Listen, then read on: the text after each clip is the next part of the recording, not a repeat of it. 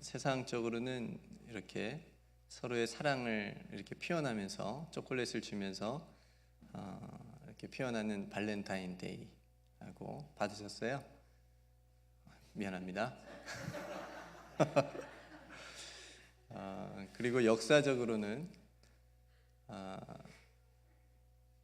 안중근 의사께서 사형 선고를 받은 날이라고 그래요. 2월 14일이.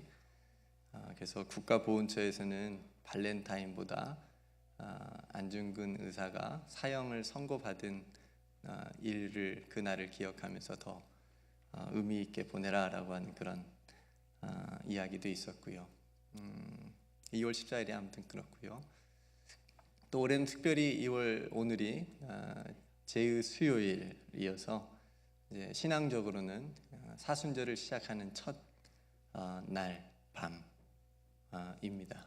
그래서 뜻깊게 신앙적으로도 기쁘고 역사적으로는 약간 우리가 감격 또 그게 있고 또 신앙적으로는 은혜스러운 그런 날이기도 하지요. 제가 오늘 아침에 청년들에게 사순절이자 시작되는 날이니까 사순절에 대해서 삼행시를 써보자 그랬더니 딱 한 명 썼어요. 내가 이 청년은 평생을 기억할 겁니다. 딱 한 명이 써서 이제 이렇게 썼는데, 여러분들 운을 띄워주시면 이 청년이 대단한 게 뭐냐면 족보가 그 고모가 이모가가 작가예요, 진짜. 그러니까 여러분 기대하시고 들으셔도 됩니다.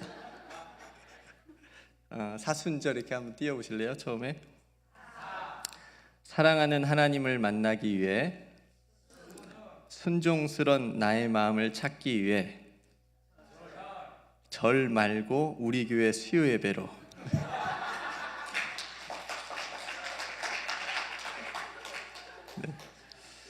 네. 오늘 사순절 첫날인데 절에서 안 만나서 다행이고요. 네, 오늘 우리 교회 수요 예배, 그 밑에 뭐라고 또 썼냐면 초콜릿보다 달달한 수요 예배가 저녁에 있어요. 입장료는 공짜, 뭐 이렇게 또 덧붙여서 썼습니다. 참 감사했고 흐뭇했습니다. 우리 옆분에게 이렇게 한번 인사할까요? 사순절에 순종하는 우리의 마음을 되찾읍시다. 네.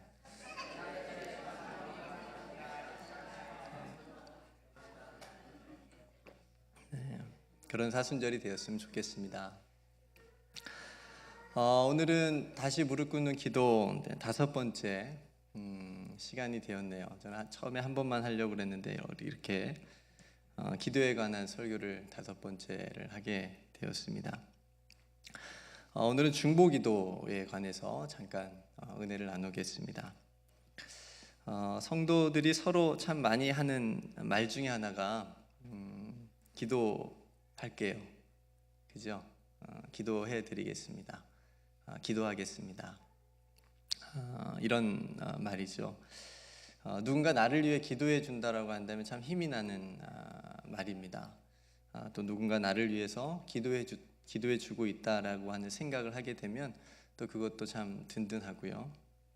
그래서 무슨 일이 있을 때마다, 또 힘들고 어려운 일이 있을 때마다 기도 부탁을 하게 되죠.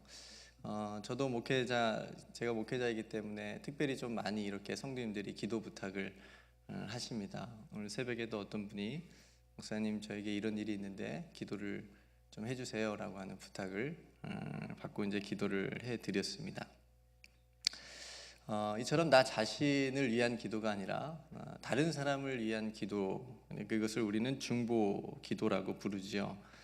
언제부턴가 우리 개신교 안에서 이 중보 기도가 굉장히 활발하게 일어났지요. 그래서 교회들마다 중보 기도 학교를 만들어서 또 학교를 또 다니게 하는 이런 일들이 교회들마다 있었어요. 저도 그 학교를 다녔고 또 졸업도 했고 또 선생님으로서 성도들을 중보기도 학교에서 가르치기도 해봤고, 또 중보기도 이렇게 하라라고 하는 기도 세미나들도 참 많이 있었고요. 또 그런 책들도, 중보기에 대한 책들도 참 많이 이렇게 출판이 되고 있죠.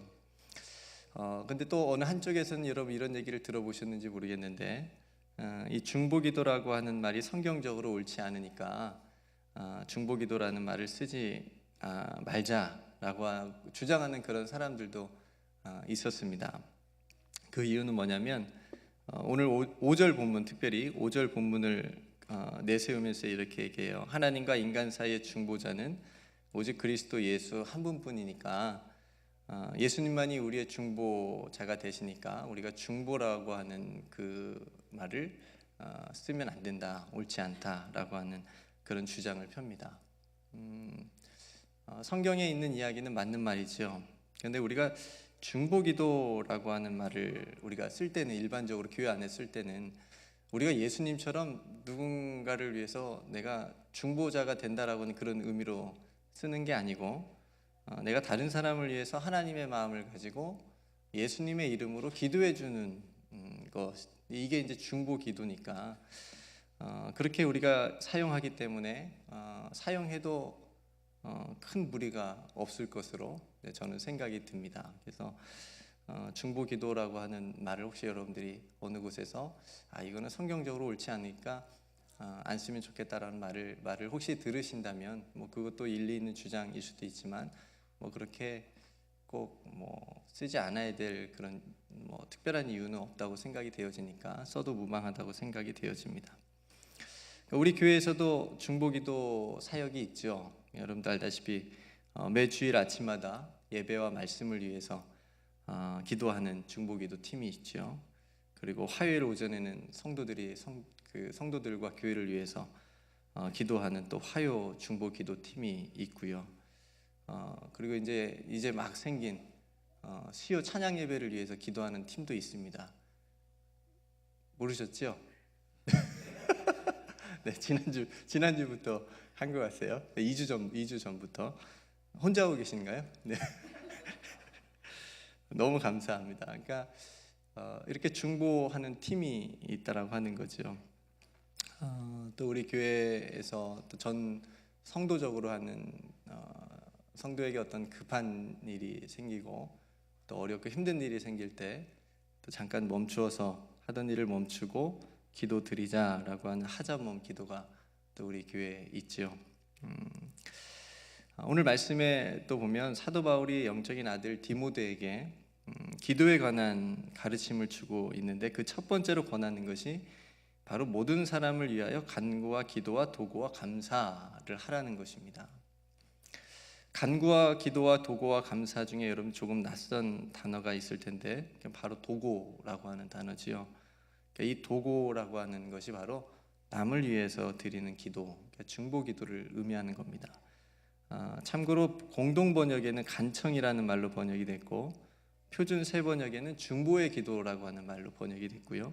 지금 개정판에는 도구라고 하는 말로 번역이 된 겁니다. 그러니까 남을 위해서 기도를 하라. 그러니까 사도 바울께서 디모데에게 모든 사람을 위해서 기도하는 이 중보의 기도를 네가 해야 된다라고 이렇게 권면을 하고 있는 거죠.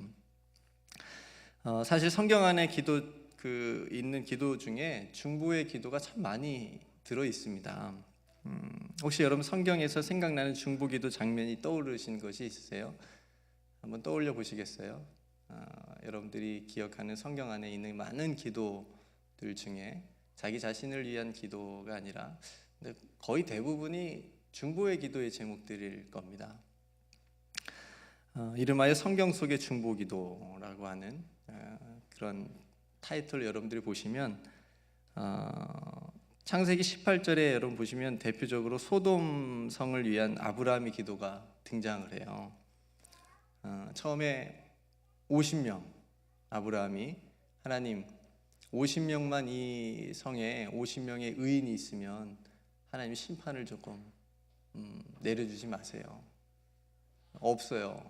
또 45명, 40명, 30명, 20명, 10명까지 내려가요. 10명의 의인을 찾으면 용서해달라고 6번이나 그렇게 50명부터 10명까지 6번이나 하나님 앞에 기도를 합니다. 근데 소돔성이 얼마나 악했는지 너무나 악해서 의인이 하나도 없어요. 그러니까 그러니까 아브라함이 계속 기도하다가 이제 10명에서 멈추고 이제 다시 돌아갑니다. 어떤 사람들은 그렇게 얘기를 해요. 아브라함이 포기하지 말고 5명도 해보고 1명까지도 이렇게 기도를 했어야지 왜 거기서 포기했느냐 이렇게 얘기를 하지만 보니까 없는 거죠. 너무 악한 거예요.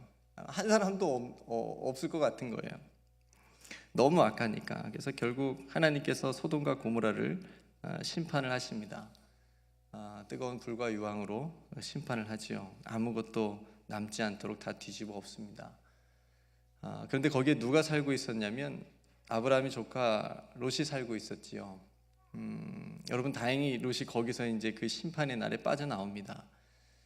저는 여기서 아브라함의 그 중보기도, 그 기도가 응답되지 않은 것이 아니라 그 기도로 인해서 이 롯의 한 가정, 이 가정은 살렸다고 저는 봅니다. 그 근거를 어디서 찾냐면 19장 29절을 말씀해 보면 창세기 이런 말씀이 있어요. 하나님이 그 지역의 성을 멸하실 때, 곧 롯이 거주하는 성을 엎으실 때에 하나님이 아브라함을 생각하사 롯을 그 엎으시는 중에서 내보내셨더라. 하나님께서 그 성을 심판하실 때 하나님이 아브라함을 딱 생각하시는 거예요.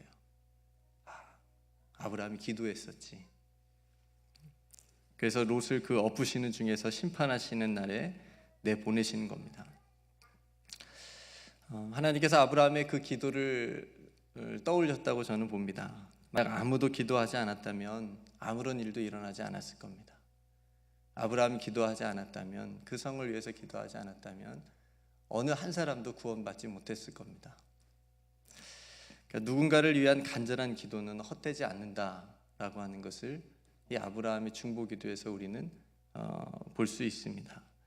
그래서 성도 여러분, 오늘 저와 여러분들이 하나님께서 아브라함을 생각해서 롯을 구원해 주신 것처럼 저와 여러분들의 중보기도를 통해서 누군가의 어려움이 해결되고 하나님의 선하신 뜻이 이루어질 줄로 믿습니다. 누군가를 위한 간절한 기도, 누군가를 위한 정직한 기도는 하나님께서 들으시는 거지요. 여기서 한 가지 생각해 볼 게 있습니다. 롯은 그 불과 유황 속에서 자신이 어떻게 살아나는지 아마 모를 거예요. 물론 천사도 나타나고 막 그런 일이 있었지만 아브라함이 기도했다라고 하는 것을 롯은 모르니까요. 그리고 아브라함도 모를 겁니다. 왜냐하면 하나님이 말해주지 않았으니까. 내가 너 그때 너 생각해서 네 조카 롯을 살려준 거야, 이런 말은 아브라함에게 하지 않았으니까. 물론 창세기 저자의 해석이지만 여기서 우리는 기도자의 마음을 살펴볼 수 있습니다. 그건 뭐냐면 응답으로부터 오는 교만의 유혹입니다. 그럼 잘 한번 생각해 보십시오. 간혹 이런 분들이 있습니다. 내가 기도하면 다 돼. 내가 기도하면 하나님이 다 들어주셔. 걱정하지 마. 내가 기도할게. 혹은 반대로 누구 기도가 참 세더라. 어느 목사님의 기도는 하나님이 다 들어주신다더라. 누가 기도하면 하나님이 다 들어주셔. 어느 기도원 원장님이 기도가 용해서 거기 가서 기도받으면 다 해결돼. 다 응답받더라. 이런 일이 굉장히 실제적으로 있었고요. 예전에는 많이 있었고, 그래도 우리도 또 그렇게 생각하는 부분들이 아마 있을지도 모르겠습니다. 여러분들도 이런 말을 들어보셨거나 혹시 해보신 적이 있으신지 모르겠어요. 여러분, 우리 교회에서 누가 기도가 제일 세나요? 누가 기도하면 하나님이 응답해 주실 것 같은가요? 네, 참 위험한 생각입니다. 세상의 용한 점쟁이들을 두고 하는 말과 무슨 차이가 있습니까? 하나님께서는 어떤 특별한 사람의 기도를 들으시는 것이 아니고 그 사람을 진심으로 사랑하고 정직하게 드리는 그 간절한 기도가 하나님의 뜻에 합당하면 응답하시는 분이십니다. 혹시 저에게 기도 부탁을 하셨는데 기도 응답이 되셔서 저에게 오셔가지고 목사님 기도해 주셔가지고 응답이 되었습니다. 그럼 한편으로는 기뻐요. 근데 한편으로는 그런 어떤 마음이 드냐면 제가 물론 기도는 했지만 당신을 위해서 당신을 사랑하는 많은 사람들의 기도를 하나님께서 들으시고 응답하신 거다. 이런 거죠. 그러니까 응답으로부터 오는 교만의 유혹에 우리가 기도자로서 빠질 수 있는 그런 게 있는 거죠. 또 그것도 하나님의 뜻이 아니었다라고 하면 응답해 주지 않을 겁니다. 그러지 않겠어요? 많은 사람들이 기도해도 그것이 하나님의 뜻에 맞지 않고 하나님의 어떤 계획 속에 다른 계획이 있으시다면, 그죠? 우리가 원하는 대로 기도 응답이 되지 않을 수도 있지 않겠습니까? 그러니 응답되지 않았다면 하나님의 뜻이 아닌 것으로 알고 하나님의 선하신 인도를 계속해서 구하는 것이 바른 중보 기도자의 모습인 거죠. 제가 초등학교 때인가요? 어느 이렇게 돌아다니시면서 기도가 용하시다는 분이 기도를 해주셨어요. 그 소문을 듣고 저희 집에도 오셨어요. 저희 어머니가 부탁을 하셨는지 모르겠는데 또 오셔가지고 제 기억 속에 저를 눕혔어요. 눕히더니 이제 여기 명치 가슴 쪽에 손을 얹고 기도를 해주시는데 뭐 죄를 막 회개해야 된대요. 초등학생이 물론 지은 죄가 많기는 하지만 막 회개해야 된다니까. 그래야 뭐 막 변화가 되고 막 뭐 불을 받고 막 그런다는 거예요. 그래서 뭐 지은 죄가 있으면 말하래요. 근데 막 말하겠어요? 은혜. 근데 명치를 막 세게 누르는 거예요. 여기를. 근데 다른 사람들은 막 기도 막 세게 하는 것처럼 그렇게 보였을 것 같아요. 지금 생각해 보니까 너무 아파 죽겠는 거예요. 그래서 막 너 오락실 갔어 안 갔어? 막 이렇게 물어보길래 오락실하고 기도하고 무슨 상관이지? 막 이제 갔으니까 갔다고 너무 아프니 계속 누르니까 갔다고 얘기했어요. 봐라. 뭘 보라는 거예요? 아파. 제가 좀 커서 그런 분을 만났으면 당연히 안 받았을 건데 그런 기도는 뭐 이제 물론 나중에는 축복도 해주고 이제 큰 사람이 될 거다 뭐 이렇게 늘 훈훈하게 마무리는 되지만 너무 아픈 기억이 있어요. 누르면서 이렇게 회개를 요청하면 아마 다 할 것 같아요. 애들은 다 할 것 같아요. 없는 죄도 만들어서 막 얘기할 것 같아요. 그죠? 그런 이제 분들도 이제 옛날에는 많이 있었지요. 그리고 그런 분들을 기도가 용하다는 그런 분들을 믿으면서도 또 교회에서 기도하면서도 일부러 찾아가고 이제 그랬던 이제 시절들이 있었죠. 그런 것들을 우리가 조심을 해야 되는 부분이 있습니다. 그리고 모세의 중보기도도 굉장히 유명한 기도가 출애굽기 32장에 나오는데 모세가 산에서 하나님께 십계명을 가지고 내려왔어요. 오랜 시간 동안 산에서 하나님과 이렇게 얘기를 나누면서 십계명을 가지고 내려왔는데 시간이 너무 걸리니까 밑에서 기다리는 사람들은 못 기다리는 거예요. 빨리 내려왔으면 좋겠는데 백성들이 이제 막 조급해하니까 금 같은 걸 모아다가 아론에게 갖다 줍니다. 이걸 이렇게 어떻게 좀 해달라. 아론이 이제 그 금을 다 모아다가 금송아지를 만들어서 이게 이제 우리를 애굽에서 여기까지 인도해 준 우리의 신이다라고 하면서 막 우상 숭배를 하는 거지요. 그걸 보고 하나님께서 굉장히 크게 진노하십니다. 내가 다 심판하겠다. 내가 너희들 가만두지 않겠다 이렇게 말하면서 다 이렇게 하나님께서 하시는데 그때 모세가 이렇게 기도하는 거예요. 출애굽기 32장 11절 말씀에 이걸 모세의 심정으로 제가 좀 읽어드리려고 설교 준비할 때는 했었는데 모세가 그의 하나님 여호와께 구하이르되 하나님 어찌하여 그 큰 권능과 강한 손으로 애굽 땅에서 인도해내신 주의 백성에게 진노하십니까? 아마 막 울면서 했을 거예요. 그러지 않겠어요? 하나님께서 당장이라도 막 다 심판하신다고 하시니까 얼마나 떨리고 두려운 마음으로 이렇게 기도했겠습니까? 어찌하여 애굽 사람이 이르기를 하나님이 자기 백성을 산에서 죽이고 지면에서 진멸하려는 그 악한 의도로 인도해 내었다고 말하게 하시려 하십니까? 하나님 제발 용서해 달라고, 제발 주의 맹렬한 노를 그치시고 뜻을 돌이켜 달라고, 주의 백성에게 이 화를 내리지 말아 달라고 모세가 하나님 앞에 기도합니다. 주의 종 아브라함과 이삭과 이스라엘을 기억해 달라고. 제발 하나님 기억해 달라고. 주께서 그들을 위하여 주를 가리켜 맹세하여 이르시기를 내가 너희의 자손을 하늘의 별같이 많게 하고 내가 허락한 이 온 땅을 너희 자손에게 주어 영원한 기업이 되게 하리라 하신 하나님, 그 약속을 제발 기억해 주셔서 진노하지 말아달라고, 용서해달라고 이렇게 모세가 중보기도 합니다. 그랬더니 14절 말씀에 여호와께서 뜻을 돌이키사 말씀하신 화를 그 백성에게 내리지 아니하시니라 이렇게 말씀합니다. 이스라엘은 다행히 모세의 기도로 진멸은 당하지 않았습니다.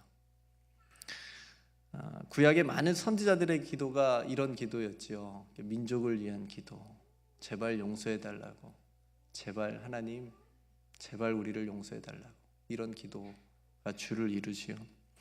신약에서도 한번 볼까요? 기도의 삶을 보여주신 예수님께서도 제자들을 위한 기도를 간절하게 드리셨음을 복음서에서 찾을 수 있습니다.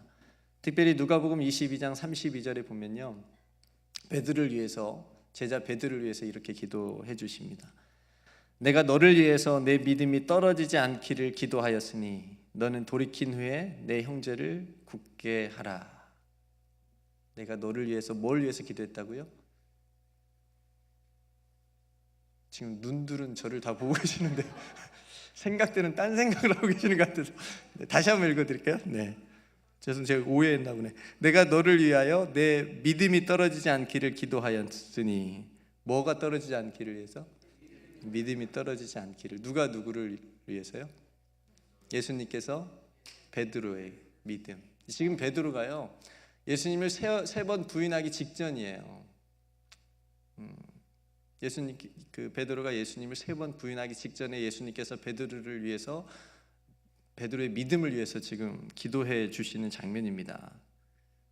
나중에 정말 예수님 말씀처럼 베드로가 예수님을 3번이나 부인하긴 하지만 그 후에 베드로의 인생을 보면 예수님의 기도처럼 형제를 굳게 하는, 그죠? 복음으로 형제들을 세우고 교회들을 세우고 복음으로 복음을 증거하는 그런 삶을 살아가게 되죠.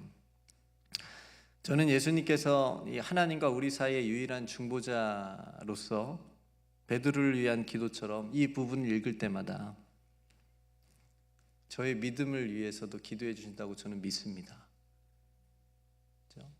목사도 믿음이 떨어질 때가 있지 않겠어요? 베드로도 그랬는데, 그렇죠?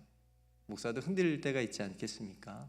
베드로도 그랬는데, 예수님께서 그러나 저를 붙드시고 저의 믿음이 떨어지지 않기를 예수님께서 기도해 주고 계신다고 저는 믿습니다.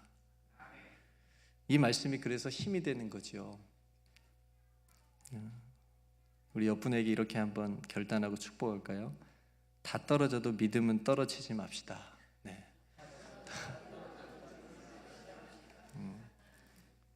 뒤에 말이 중요해요. 예수님이 기도해 주십니다. 네, 예수님이 여러분들의 믿음이 떨어지지 않기를 위해서 예수님이 기도해 주고 계신 줄로 믿습니다. 한 군데만 더 볼까요? 누가복음 17장에 보면요, 누가복음 17장 한 장은 여러분들이 꼭 이 사순절 기간에 한번 읽어보시면 좋을 것 같아요. 이 17장 전체가 예수님의 중보기도입니다. 이 한 장이, 지금 말고요. 지금은 저를 보시고 나중에. 네. 그러니까 예수님께서 어떤 기도를 어떻게 하셨는지 보려면 이 17장을 여러분들이 한번 묵상해 보시면 아실 수 있을 것 같아요. 그 중에 4구절만 저희가 읽어드릴게요. 내가 그들을 위하여 비옵나니 내가 비옵는 것은 세상을 위함이 아니요 내게 주신 자들을 위함이니이다. 그들은 아버지의 것이로소이다. 내가 비옵는 것은 그들을 세상에서 데려가시기를 위함이 아니요 다만 악에 빠지지 않게 보전하시기를 위함이니이다. 내가 비옵는 것은 이 사람들만 위함이 아니요 또 그들의 말로 말미암아 나를 믿는 사람들도 위함이니 아버지여, 아버지께서 내 안에 내가 아버지 안에 있는 것 같이 그들도 다 하나가 되어 우리 안에 있게 하사 세상으로 아버지께서 나를 보내신 것을 믿게 하옵소서. 내게 주신 영광을 내가 그들에게 주었사오니 이는 우리가 하나가 된 것 같이 그들도 하나가 되게 하려 함이니이다. 아멘.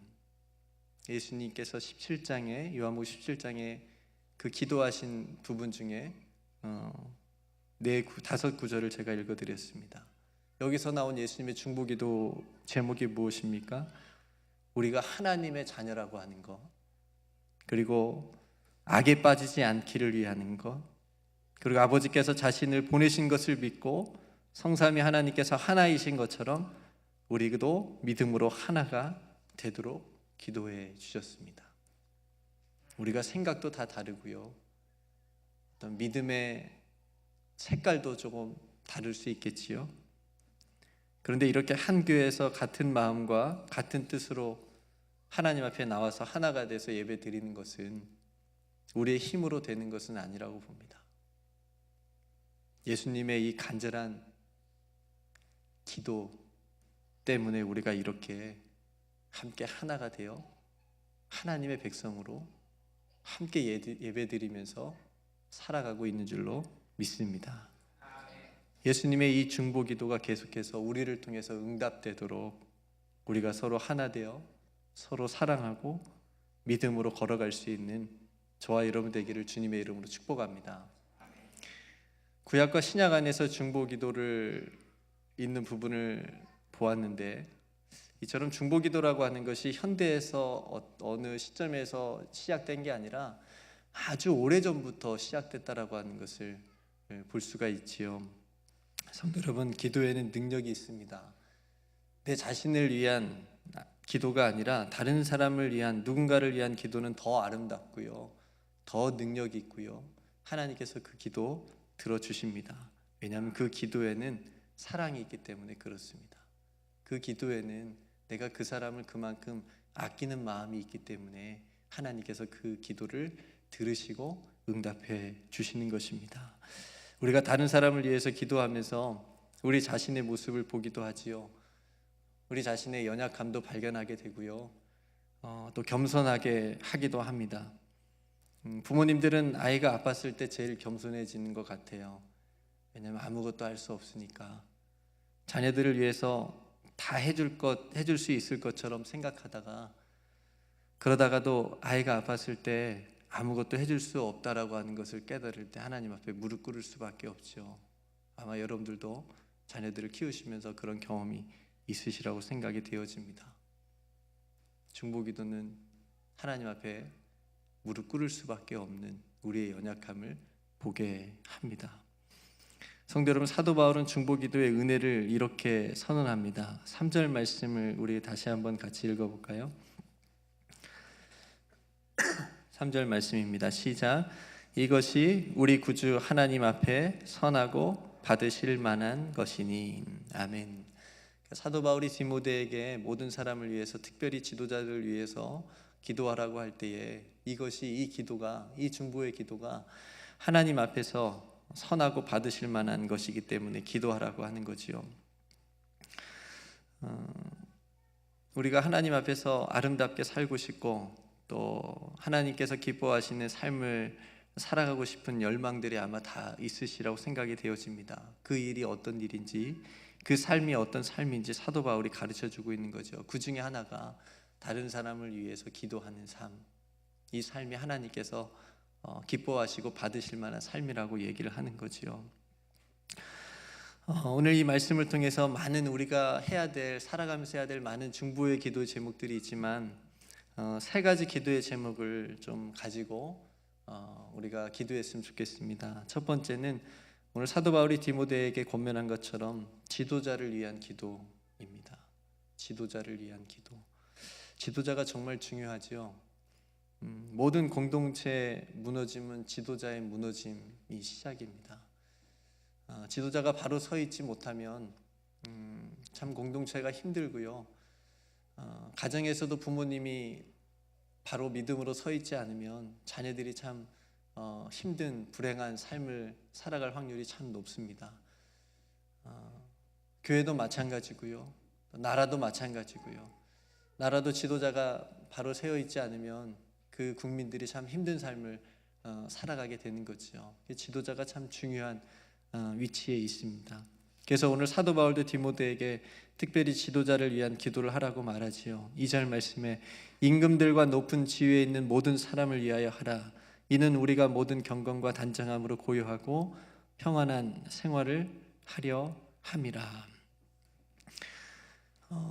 사도 바울도 중보기도의 힘을 알고 있었기 때문에 많은 교회들을 위해서 기도했었고 또 자신을 위해서도 기도해 달라고 부탁하기도 했습니다. 에베소 6장 19절에서 20절 말씀에 보면요, 또 나를 위하여 구할 것은 내게 말씀을 주사 나로 입을 열어 복음의 비밀을 담대히 알리게 하옵소서 할 것이니 이 일을 위하여 내가 쇠사슬에 매인 사신이 된 것은 나로 이 일에 당연히 할 말을 담대히 하게 하려 하심이라. 이렇게 기도 부탁을 에베소 성도들에게 하고 있습니다. 그러니까 자신의 어떤 감옥에서 풀려나게 해달라고 기도 부탁을 한 게 아니라 내가 그 감옥에서도 복음의 비밀을 담대하게 전할 수 있는 어떤 담대함과 어떤 그런 말씀을 달라고 성도들에게 기도 부탁을 하고 있는 거예요. 사도행전 12장에 보면요, 야고보 사도가 순교하게 되고 헤롯에 의해서 굉장한 교회 핍박이 일어나게 될 때 지도자들을 다 하나하나씩 잡아서 감옥에 넣을 때 베드로 사도가 잡힙니다. 그때 그 부분을 성경은 이렇게 기록하는데 사도행전 12장 5절에 보면 이에 베드로는 옥에 갇혔고 교회는 그를 위하여 간절히 하나님께 기도하더라. 그렇죠? 우리도 당연히 그렇게 하겠죠. 그렇죠? 우리 담임 목사님이 잡히셔서 이제 가시면 얼마나 기도를 열심히 하겠습니까? 그죠? 이제 잡히신다니까 몇 분 웃으셨습니다, 목사님. 6절부터 기적이 일어나는데요, 천사가 나타나서 베드로를 감옥에서 감쪽같이 꺼내줍니다. 어디로 가냐면 마가의 다락방으로 가는데 거기서 성도들이 계속 기도하고 있었어요.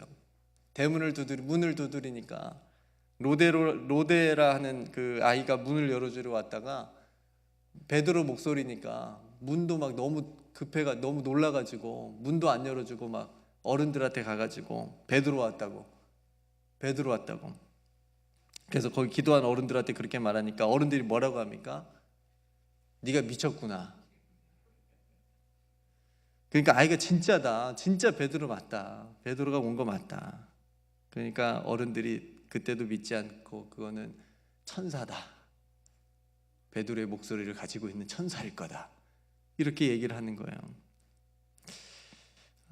그래서 이제 문 열어주니까 진짜 베드로가 서 있으니까 어른들이 깜짝 놀라는 겁니다. 여러분, 교회가 성도들이 베드로를 위해서 어떤 기도를 드렸을까요? 어떤 기도를 드렸길래 베드로가 진짜 왔는데 놀랬을까요? 안 믿었을까요? 그러니까 감옥에서 구해달라고 하는 기도는 안 드렸다라고 생각이 되어져요. 만약에 그랬다면 기다렸겠지요. 하나님께서 우리의 이 기도를 들으셔서 빨리 하나님이 꺼내주시면 우리에게 올 거니까. 근데 그런 기도는 안 드렸으니까 아마 다른 기도 제목으로 드렸을 거니까 베드로가 왔는데도 믿지 않았던 거겠지요. 짐작컨대 감옥에서 꺼내달라는 기도는 안 드린 것 같고 거기서 순교를 하든 끝까지 믿음을 지키면서 갔으면 좋겠다, 아마 이런 기도를 드리셨을까요? 어쨌든 교회와 성도들의 기도는 감옥에 있는 베드로에게 굉장히 큰 힘이 되었던 것은 사실이었겠지요. 그러니까 사도 바울과 베드로가 훌륭한 사도이고 복음 전도자이기도 했지만 개인적으로도 힘들고 어려운 일을 당할 때마다 이렇게 교회와 성도들의 간절한 기도가 있었다라고 하는 것, 그 기도가 그들에게, 그 지도자들에게 굉장히 큰 힘이 되었다라고 하는 것. 그래서 교회라고 하는 곳은, 그래서 공동체라고 하는 곳은 서로를 위한 사랑의 중보기도로 세워져 가는 곳인 줄로 믿습니다. 목회자는 성도를 위해서 기도하고 성도들은 목회자를 위해서 기도해 주면 함께 이 믿음의 길을 걸어가는데 그 어떤 것도 무너뜨리지 못하는 강력한 힘이 있는 줄로 믿습니다. 그러니 성도 여러분, 지도자를 위해서 기도해 주십시오. 여러분들 스스로도 개인적으로 기도할 제목이 참 많으시겠지만 지도자를 위해서, 특별히 목회자들을 위해서, 진짜 복음을 가지고 바른 길 위에 서서 예수님과 하나님의 나라를 잘 가리킬 수 있는 그 손가락을 가질 수 있도록, 그런 목회자가 될 수 있도록 여러분들이 기도해 주시기를 간절히 부탁드립니다. 두 번째는 구원을 위한 기도입니다. 4절 말씀을 같이 한번 읽어볼까요? 4절 말씀 시작. 하나님은 모든 사람이 구원을 받으며 진리를 아는 데에 이르기를 원하시느니라. 아멘. 하나님이 모든 사람이 무엇을 받기를 원하신다고요? 구원. 사도 바울이 왜 디모데에게 다른 사람을 위해서, 모든 사람을 위해서 기도하라고 했을까? 그 이유는 구원 때문이었습니다. 그렇죠? 그러니까 사도 바울은 예수 그리스도를 통한 구원에 모든 것을 건 사람이었어요. 로마서 9장 1절에서 3절 말씀에 사도 바울이 구원에 대한 자신의 심정을 이렇게 표현합니다. 내가 그리스도 안에서 참말을 하고 거짓말을 아니하노라. 나에게 큰 근심이 있는 것과 마음에 그치지 않는 고통이 있는 것을 내 양심이 성령 안에서 나와 더불어 증언하노니, 그게 뭐냐면 나의 형제 곧 고륙의 친척을 위하여 내 자신이 저주를 받아 그리스도에게서 끊어질지라 라고 하는 고백을 합니다. 우리 자신의 구원뿐만 아니라 나의 형제, 가족, 자녀들, 친척, 친구, 내가 아는 사람들, 소중한 사람들, 그들의 구원을 위해서 기도해야 된다라고 하는 거죠. 우리는 얼마나 기도하고 있습니까? 내 가족의 구원을 위해서, 내가 아는 소중한 사람들을 위해서, 그들의 성공이나 그들의 취직이나 결혼이나 어떤 물질적인 거나, 물론 비즈니스 뭐 이런 것도 기도해야 될 제목이긴 하지만 그것보다 훨씬 더 중요한 문제, 이 구원의 문제, 이걸 위해서 우리가 기도해야 된다라고 하는 겁니다. 제가 오래전에 1년 동안 중국에서 선교사님 옆에 있었던 적이 있었습니다. 선교사님들이 하는 가장 크고 중요한 기도 제목이 뭐였냐면 그 영혼들에 대한 구원의 기도 제목이었습니다. 늘 그게 첫 번째였고 늘 그게 가장 간절한 기도의 제목이었습니다. 선교사님들도 삶이 있었고요, 가정도 있었습니다. 자녀들도 있었고요. 그렇지만 그런 것들은 다 두 번째였습니다. 그들의 영혼에 대한 그 구원의 기도가 늘 첫 번째였습니다. 그게 가장 중요했으니까요. 제가 옆에서 보면서 참 도전을 많이 받았습니다. 참 힘들고 어려운 삶인데 이 선교사의 길을 왜 가는지, 이 선교사의 삶을 왜 살아갈 수 있는지 그 비결을 그 1년 동안 옆에서 제가 보았습니다. 하나님께서 기뻐하시는 삶을 기도를 통해서 보여주었기 때문에 그렇습니다.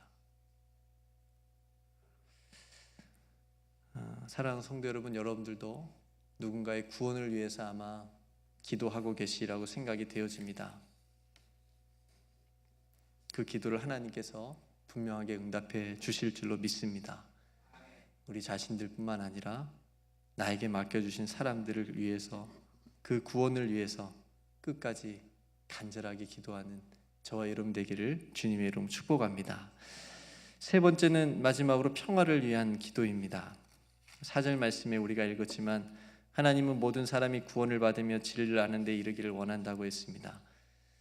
세상에서는 여러 가지를 진리라고 말하기도 하지만 우리가 믿고 또 성경에서 말하는 진리는 오직 예수 그리스도입니다. 그래서 세상에서 진리를 찾게 되면 헛된 인생을 살면서 후회하게 되지만 예수 그리스도라고 하는 참된 진리를 만나게 되면 영혼의 구원함을 얻고 자유함을 얻게 됩니다. 우리가 잘 아는 말씀이 있죠. 요한복음 8장 32절 말씀, 진리를 알지니 진리가 너희를 자유하게 하리라. 여러분 자유하십니까? 아멘. 예수님을 믿는 사람들은 그래서 자유합니다. 그거는 방종이 아니라요, 은혜 안에서의 자유입니다. 하나님께서 베풀어 주신 은혜 안에서 우리는 자유하다고 말합니다. 저는 이 진리를 오늘날 필요한 중보 기도의 제목으로 좀 바꾸어서 기도하기를 원합니다. 그건 뭐냐면 평화입니다. 평화.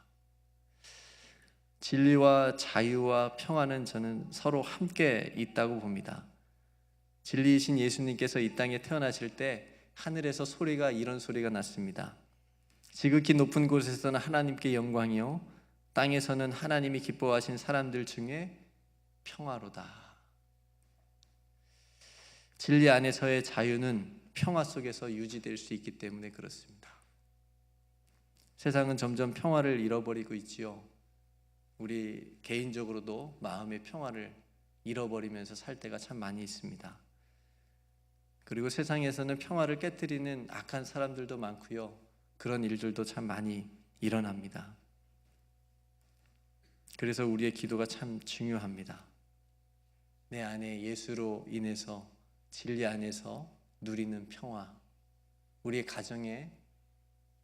가정에서의 믿음 안에서의 평화, 우리 교회 안에서의 복음 안에서 사랑으로 이루어지는 평화, 세계 각국에서 이 지구가 서로를 존경하면서 보호하면서 이루어질 수 있는 그런 평화를 위해서 우리가 기도해야 되겠습니다. 성도 여러분, 우리 자신과 또 누군가를 위한 구원과 진리 안에서 평화를 위해서 중보기도하는 저와 여러분들의 기도를 하나님께서 들으신다고 저는 믿습니다. 왜냐하면 그 기도는 하나님께서 기뻐 들으실 수 있는 기도의 제목이기 때문에 그렇습니다. 다시 무릎 꿇는 중보기도의 삶으로 하나님 앞에 서는 저와 여러분들에게 하나님께서 기도할 때 함께 하실 줄로 믿습니다. 먼저 여러분들 자신이 예수 그리스도 안에서 평화를 누리십시오. 진리 안에서 자유를 경험하십시오.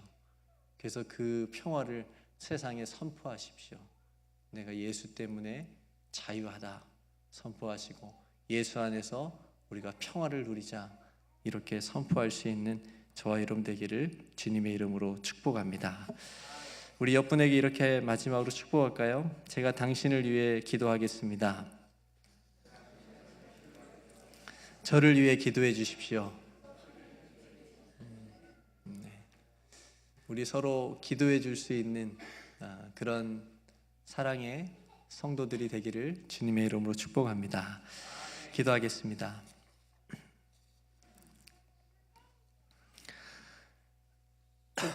하나님 감사합니다. 오늘 사도 바울이 또 디모데에게 기도에 대한 가르침 중에 또 중보 기도의 삶을 또 권면하는 말씀을 통해서 우리들의 삶도 누군가를 위한 중보 기도의 삶을 살아가는 그런 삶이 되기로 마음속에 결단할 수 있는 시간을 주신 것을 감사합니다.